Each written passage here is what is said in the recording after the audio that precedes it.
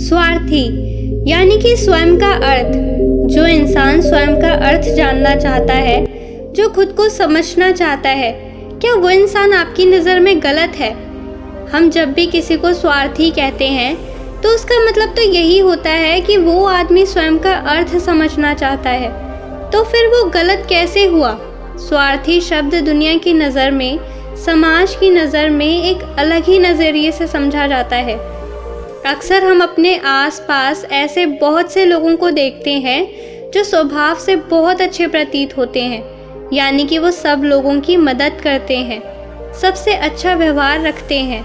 लेकिन इसके साथ ये भी देखा होगा कि ऐसे लोग जो स्वभाव के अच्छे होते हैं, दूसरों की मदद करते हैं, वो दुखी भी ज़्यादा रहते हैं। और जो लोग स्वार्थी होते हैं वो फलते फूलते चले जाते हैं। तो ऐसे में परमात्मा की सत्ता पर उंगली उठना निश्चित है। लेकिन अगर ये सत्य है तो हमें कौन सा मार्ग अपनाना चाहिए? क्या हम भी दूसरों के जैसे बन जाएं? पता नहीं आप में से कितने लोग ये मानते हैं कि अच्छे लोग जीवन में बहुत दुखी रहते हैं, लेकिन इसके पीछे का सत्य क्या है? अगर हम इसके पीछे का सत्य नहीं जानेंगे, नहीं पहचानेंगे, तो कहीं ना कहीं हमारा चेतन मन भी बुराई की तरफ झुक जाएगा। इसीलिए अपने मन में ऐसे विचार पनपने से पहले इस बात की पूरी सच्चाई, पूरा निष्कर्ष निकाल लें, ताकि भविष्य में आपको अपने अच्छे होने पे पश्चाताप ना हो, दुख ना हो। आज की जो बोध कहानी आपको सुनाने वाली हूँ, उसमें आपको 5 ऐसे तरीके पता चलेंगे जिसके माध्यम से अगर आप कर्म करते हैं तो आप अच्छे कर्म भी कर पाएंगे और दुखी भी नहीं होंगे। तो चलिए कहानी शुरू करते हैं। एक गांव में दीपक नाम का एक युवक रहता था। उसका भरा पूरा परिवार था। उसके 2 बच्चे थे, उसकी पत्नी थी, लेकिन उसके माता पिता इस दुनिया से चल बसे थे। इसीलिए पूरे परिवार की जिम्मेदारी उसी के कंधों पर थी।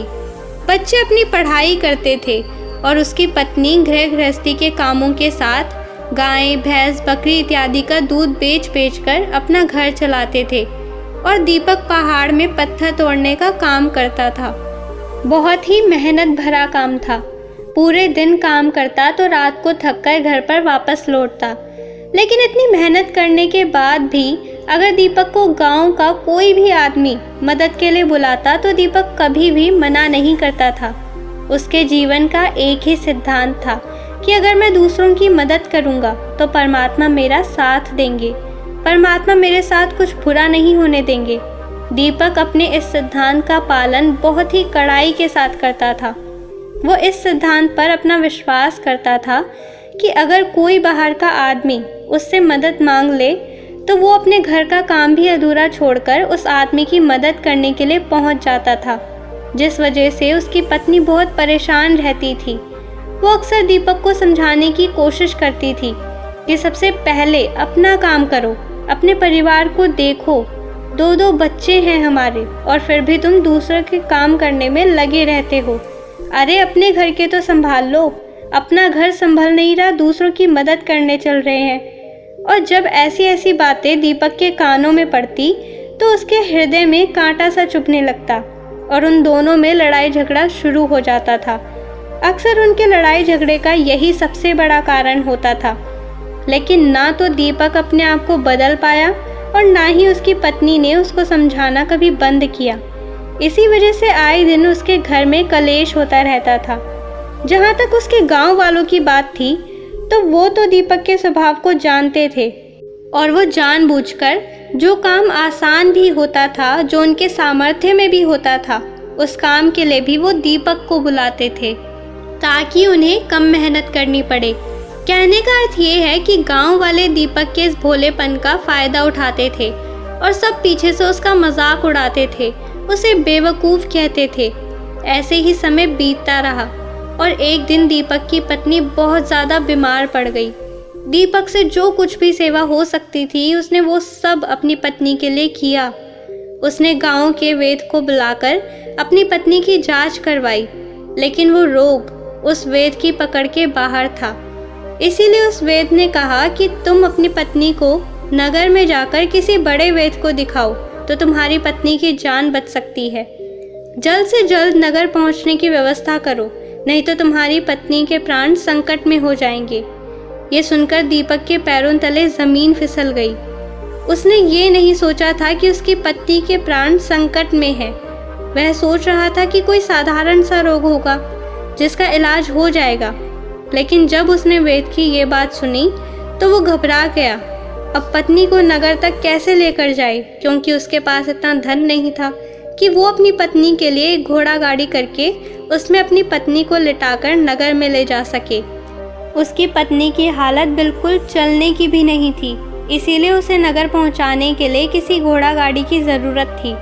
संयोग से उसके पड़ोसी धन्नो के पास घोड़ा गाड़ी थी। वो अक्सर व्यापार के लिए अपनी घोड़ा गाड़ी नगर में लेकर जाया करता था। इसीलिए दीपक के मन में विचार आया कि मैं धन्नो की घोड़ा गाड़ी ले जा सकता हूँ।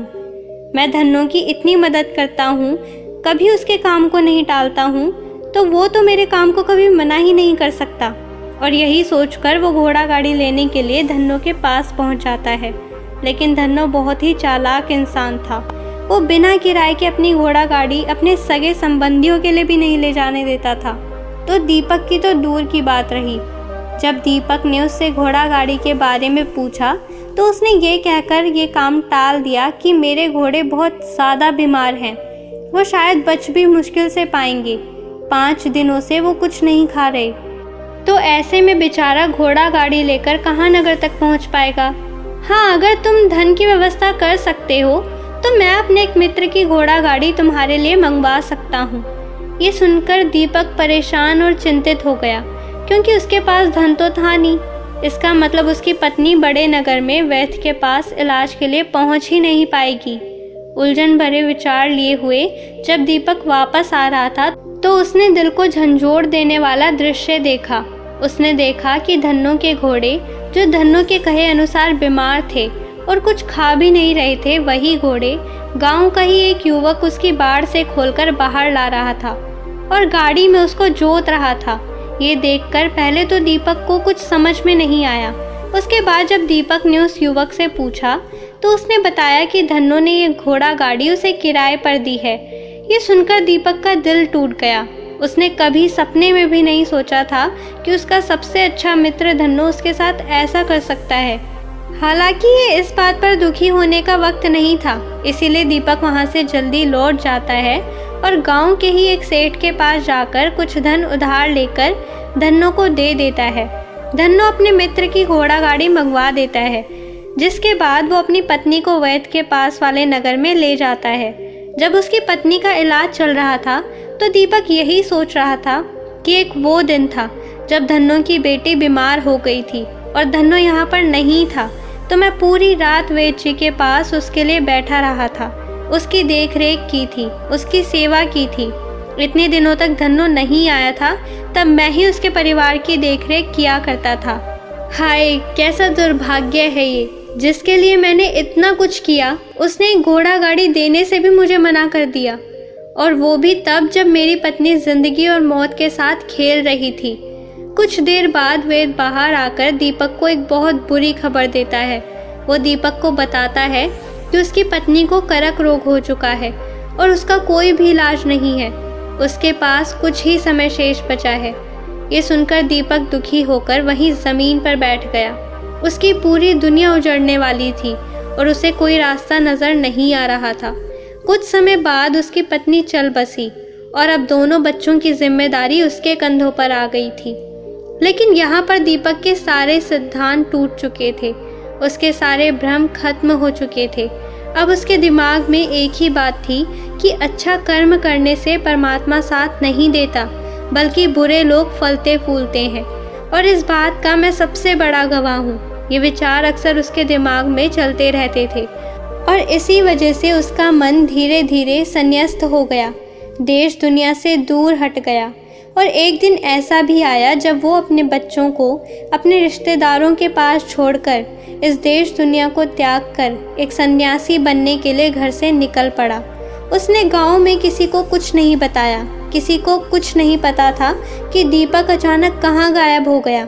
सन्यास की दीक्षा लेने के लिए वो एक बौद्ध भिक्षु के पास पहुँचता है। बौद्ध भिक्षु उस वक्त ध्यान में बैठे हुए थे। ध्यान से बाहर आने के बाद वो बड़े ध्यान से दीपक के चेहरे को देखते हैं और उससे सन्यासी बनने का कारण पूछते हैं। इस पर दीपक उन्हें अपनी पूरी आपबीती सुना देता है और कहता है कि इस दुनिया से मुझे कुछ भी हासिल नहीं हुआ। मेरा मन इस दुनिया से विरक्त हो चुका है। जब अपने दोस्तों ने ही मेरा साथ नहीं दिया तो इस दुनिया में रहने का क्या मतलब, और इसी वजह से मैं सन्यासी बनना चाहता हूँ। ये सुनने के बाद बौद्ध भिक्षु ने उपदेश देना शुरू किया। उन्होंने कहा कि याद रखना बंदे, जीवन से विरक्त होकर सन्यासी बनना तुम्हें परम सुख तक कभी नहीं पहुंचा सकता, परमानंद तक कभी नहीं पहुंचा सकता। तुम दुनिया से अपने मन पर एक बोझ लेकर विरक्त हुए हो। तुम दुनिया से परमात्मा की खोज करने के लिए विरक्त नहीं हुए हो। इस भ्रम में कभी मत रहना। तुम संसार से विरक्त हुए हो क्योंकि संसार ने तुम्हें धोखा दिया है, ऐसा तुम्हें लगता है। इसीलिए तुम परमात्मा पे कभी विश्वास नहीं कर पाओगे और ना ही उन पे अपनी पूर्ण आस्था बना पाओगे। इसीलिए सन्यासी होने का भी तुम पूरा लाभ कभी नहीं उठा पाओगे। सन्यासी होने का लाभ तब मिलता है जब हमारे प्रभु में, परमेश्वर में, परमात्मा में पूर्ण आस्था बन जाती है। मैं तुमसे पूछता हूँ, क्या तुम्हारी आस्था परमात्मा में है? ये सुनकर दीपक कहते हैं कि हे बंदे, मैं तो दुनिया देखकर आया हूँ कि जो बुरा कर्म करते हैं वो फलते फूलते हैं, और जो अच्छा कर्म करता है उसे प्रभु कुछ भी नहीं देता, परमात्मा उसे दुख ही दुख देता है। इसीलिए मैं परमात्मा पर अपनी पूर्ण आस्था कैसे बना सकता हूँ? ये सुनकर उस बौद्ध भिक्षु ने कहा कि यही तो मैं तुम्हें समझाना चाहता हूँ कि तुम पूरी ऊर्जा अपनी सन्यासी जीवन में लगाओ और उसके बाद भी तुम्हें फल प्राप्त ना हो तो तुम्हें कैसा लगेगा। इसीलिए किसी की भी मदद करने के मैं 5 सिद्धांत तुम्हें बताता हूँ। ये 5 सिद्धांत समझकर संसार में वापस लौट जाओ और संसार में गृहस्थ जीवन जियो। उसके बाद ही सन्यासी जीवन का उदय होता है। जब हम अपने गृहस्थ जीवन को पूर्ण रूप से समझ लेते हैं और अपनी जिम्मेदारियों का निर्वाह कर देते हैं, ये कहकर बौद्ध भिक्षु ने कहना शुरू किया कि जब भी तुम किसी की सहायता करते हो, किसी की मदद करते हो, तो उसमें सबसे पहली बात, सबसे पहला सिद्धांत जो ध्यान में रखने का होता है वो ये होता है कि किसी की मदद करते वक्त, किसी की सहायता करते वक्त कभी भी उससे उम्मीद मत रखना। ये मत सोचना कि आज मैंने इसकी सहायता कर दी, इसकी मदद कर दी तो कल बदले में ये भी मेरी सहायता करेगा, मेरी मदद करेगा। अगर तुम ऐसा सोचोगे तो तुम्हें जीवन में दुखों का सामना ही करना पड़ेगा, क्योंकि एक नहीं तो दूसरा, या दूसरा नहीं तो तीसरा, कोई ना कोई तुम्हारी उम्मीद ज़रूर तोड़ेगा। और वास्तविकता में वो मदद, वो सहायता नहीं होती है, वो हमारे लालच का ही एक रूप होता है। हम उसकी सहायता या मदद निर्भाव तरीके से नहीं कर रहे हैं। हमारे मन में लालच का भाव है, हमारे मन में बदले का भाव है। हम ये सोचकर मदद करते हैं कि इसकी मदद कर देता हूँ तो कल ये मेरी मदद करेगा, और यही लालच हमें अक्सर उन लोगों की मदद करने पर विवश करता है जो किसी न किसी रूप में धनवान होते हैं, क्योंकि हमें लगता है कि कल ये आदमी धन के द्वारा मेरी मदद कर सकता है। और इसीलिए जिस इंसान को वास्तविकता में मदद की आवश्यकता है, हो सकता है वो गरीब हो, लेकिन हमारा मन अपने लालच के वशीभूत होकर उसकी मदद कभी नहीं करेगा। इसीलिए किसी की मदद और किसी की सहायता करने के अपने विचार को विस्तार दो। केवल एक प्रकार के वर्ग के लिए अपनी सहायता या अपनी मदद पेश मत करना, वो सबके लिए समान होनी चाहिए। ज़रा सोचो, एक तरफ तुम्हारा मित्र हो जिसके पास धन है, संपत्ति है, और दूसरी तरफ कोई गरीब औरत हो जो भूखी बैठी हुई है। तुम्हारा दोस्त तुमसे कहता है कि यार आज तो खाने के लिए अच्छे अच्छे पकवान मंगा लो बाजार से, और दूसरी तरफ वो औरत 2 सूखी रोटी मांग रही है, तो तुम किसकी मदद करोगे? कौन मदद का हकदार सबसे पहले है? सबसे पहले हमारा कर्तव्य बनता है कि उस औरत की भूख मिटाएं। लेकिन अक्सर इंसान ऐसा नहीं सोचता। वो अपने दोस्त को तो खिला देगा, उसको तो बाज़ार से बहुत महंगी वस्तु मंगा के दे देगा, लेकिन किसी गरीब को उसकी भूख मिटाने के लिए पैसा नहीं देगा। दूसरी बात जो ख्याल में रखने की है वो ये है कि सहायता करते वक्त हमारा लालच कभी भी उसके साथ नहीं जुड़ना चाहिए। अक्सर हम जब भी किसी की मदद करते हैं तो हमारा लालच और हमारा स्वार्थ ही उसके साथ जुड़ा होता है और हम अपने भविष्य की योजना तैयार करके उस आदमी की मदद करते हैं। हम ये सोचते हैं कि अगर मैं इसका ये काम करूँगा तो भविष्य में ये आदमी मेरा वो काम पूरा कर देगा, और वो सहायता, वो मदद बिल्कुल भी परमात्मा के द्वार को नहीं खटखटाती, क्योंकि वो लालच है। जाहिर है आप अपने आप को धोखा देने के लिए अपने लालच को एक सहायता, एक मदद का रूप दे रहे हैं। तीसरी बात जो ख्याल रखने की है वो ये है कि अपने सामर्थ्य के हिसाब से दूसरों की मदद करो। कभी भी एक गृहस्थ आदमी को किसी की इतनी सहायता नहीं करनी चाहिए जिससे कि उसका परिवार और उसके बच्चे कष्ट में जीवन बिताएं। सबसे पहला फर्ज हमारा होता है अपने परिवार को सुखी रखना, उनकी ज़रूरतें पूरी करना, और उसके बाद दूसरों की मदद करना आता है। लेकिन कुछ लोग दूसरों की मदद पहले करते हैं और अपने परिवार को महत्व कम देते हैं, जिससे कि परिवार में लड़ाई झगड़े आए दिन पनपते रहते हैं, और ये सब हम समाज में देखते रहते हैं अपने आसपास। अगली बात जो ख्याल में रखने की होती है वो ये है कि अपना कर्म, अपनी जिम्मेदारियां पहले निभानी होती है। अपना कर्म, अपना काम छोड़कर पहले दूसरों की मदद करने के लिए चले जाते हैं, और जब दूसरा बदले में हमारी मदद नहीं करता तो हमारा दिल दुखी हो जाता है। हम सोचते हैं कि मैंने तो अपना काम छोड़कर उस आदमी की मदद की थी और वो आदमी मेरी मदद ही नहीं कर रहा। इसीलिए अपना कर्म सर्वोपरि, अपना कर्म सबसे ऊपर, क्योंकि वही काम करने के लिए इस दुनिया में हमारा जन्म हुआ है। और सबसे आखिर में जो बात समझने की है वो ये है कि परमात्मा की मर्जी से ही सब होता है। हमारा कर्तव्य है अपने कर्म को करते जाना। करनी धरनी तो ऊपर वाले के हाथ में है, इसलिए जो कुछ भी होता है सब ऊपर वाले पे छोड़ दो। अगर तुम्हें कोई धोखा देता है तो ये समझ के चलो कि वो सब ऊपर वाले की करनी होती है। आप ये मानकर चलो कि मैं करता नहीं हूँ, मैं तो एक माध्यम हूँ, करवाने वाला तो वो है, उसके सामने किसी की मर्जी चली है। जब ये आस्था, ये विश्वास हमारे मन में पनपने लगता है तो हमारी सारी शिकायतें दूर हो जाती हैं, क्योंकि इस दुनिया में जो भी होता है अच्छे के लिए होता है, जो भी हो रहा है अच्छे के लिए हो रहा है, और जो भी होगा अच्छे के लिए होगा।